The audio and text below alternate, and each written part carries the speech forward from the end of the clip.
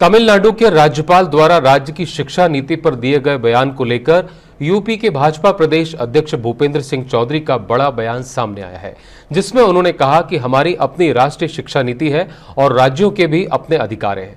हम उसी नीति के आधार पर काम करते हैं। सीएम योगी के नेतृत्व में हमारी सरकार ने शिक्षा की गुणवत्ता सुधारने का काम किया है।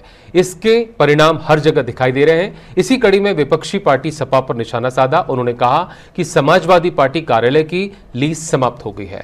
प्रशासन नियम अनुसार आगे की कार्रवाई कर रहा है। समाजवादी पार्टी का विभिन्न स्थानों पर अवैध कब्जे का इतिहास रहा है, जिसके चलते यह कार्रवाई की गई है।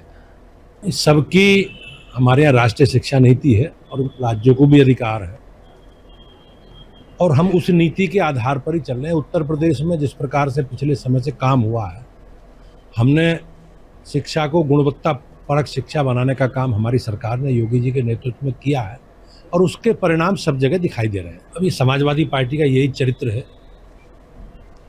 जहाँ तक उनके कार्यालय का विषय है, कार्यालय की लीज समाप्त हुई है और नियमों में जो प्रावधान में व्यवस्था है उसके आधार पर प्रशासन आगे की कार्रवाई कर रहा है। समाजवादी पार्टी का इस प्रकार का उनका इतिहास है कि उन्होंने जगह जगह अनैतिक अवैध कब्जे करके ये इस प्रकार की प्रक्रिया को आगे बढ़ाया है। लेकिन नियमों में हमारी सरकार नियमों के आधार पर, संवैधानिक व्यवस्था के आधार पर चलने वाली सरकार है और लीज उनकी समाप्त हुई है। तो लीज समाप्त होने के बाद उन्हें निश्चित रूप से कार्यालय खाली करना पड़ेगा।